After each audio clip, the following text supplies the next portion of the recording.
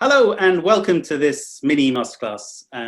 Really excited today to be joined by Christina Adane, who is the co-chair of the amazing youth-led movement to fix the food system, Bite Back 2030.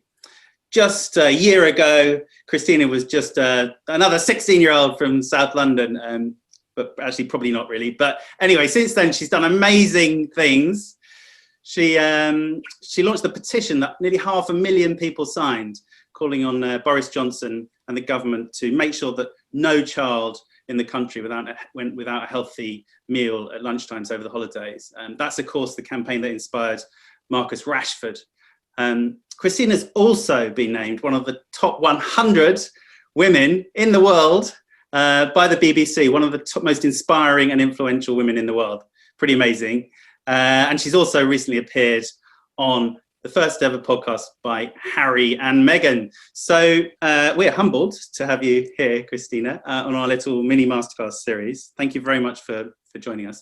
And my question is, what's your advice for people your age or a bit younger on how to make change happen? What's the secret to being a powerful youth campaigner? So my top 3 tips would be to learn and let others learn too. That small and intimate change is just as important as big change, and to always remind yourself of why you're doing what you're doing. Got it. Fantastic. So first one, learn and let others learn too. What do you mean by that? Everyone has heard that phrase that Socrates said, someone that knows something knows that they know nothing. Knowledge is infinite and your mind should always change and grow. So when you're campaigning, always keep in mind that this is a learning experience for both you and your audience. Always have discussions with people and try to understand why they think the way they do, because that will help you overcome certain challenges and stigmas that your campaign may face. For example, many people thought that child hunger was the fault of the parents. Poorer families are often seen to be lazy and incapable, when actually 3 in 4 children in poverty have parents that are working, often with more than one job.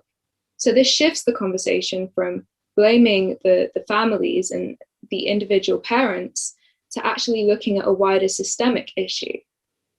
You have brought the audience along with you rather than kind of being frustrated with them for thinking that, they initially blamed the parents, and now you can together work and fight for change. And the second thing you said was small and intimate change is just as important as big change. So tell me more about that. So with my work, people only really see the big stuff, speaking at events and talking to big and important people, which is fun, but it's not even nearly as rewarding as, my local community work, whether it be cooking with kids and teaching them how to chop an onion, or organizing marches with friends and speaking with elders on how to improve cross-generational communication. Change starts small, but it doesn't mean that it's not big. I'm a firm believer in community organizing and grassroots movements, so don't feel intimidated by big shot activists or magazines and news channels. There are so many people behind the scenes, so many faceless movements that are impacting communities in real time. Your work is just as important as the Greta Thunbergs of the world. Great answer, Christina. Thanks so much. And your third point was always remind yourself why you're doing what you're doing. So tell us why that's so important.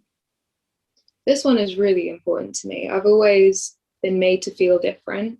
People have said I'm too opinionated, I'm too emotional, that I need to chill out and stop making a fuss. So I know and understand why it's difficult for some to speak out and actually, make a stand. However, as Austin Spare said, great thoughts are against all doctrines of conformity. So you shouldn't be afraid of being different or being the one to actually do something. Whenever I feel deflated or fed up with the way the world is, I try to remind myself why I'm doing what I'm doing. I work to ensure that young people get to live a better life in a better world. What do you work for? Why are you trying so hard? Envision the change that you want to see and the better world that you want to live in, and use that as motivation to keep going.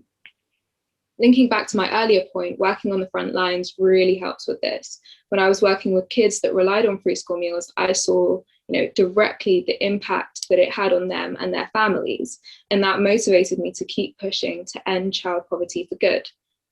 When I was community organizing with the BLM protests, it reminded me why we had to keep pushing for justice. And obviously with lockdown, it's difficult to do that right now, but please remember that your activism and the impact that it has goes beyond social media.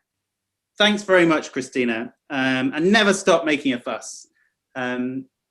As you know, we're asking everyone who appears on a mini masterclass to recommend some reading or writing or listening. So tell us your recommendations. So my first recommendation is Why We Should All Be Feminists by Chimamanda Ngozi Adichie. She's incredible. Please do read her other work as well. How to Win Friends and Influence People by Dale Carnegie, and The Purpose of Power by Alicia Garza. Fantastic recommendations. Thanks so much, Christina. Thanks so much for joining us. I think you're the first person to quote Socrates on a mini masterclass, so that's pretty good. Brilliant answers. And thanks everyone for joining us. And please, if you like the video, please do share it. And obviously, if you have any questions, just send them in. Thanks very much.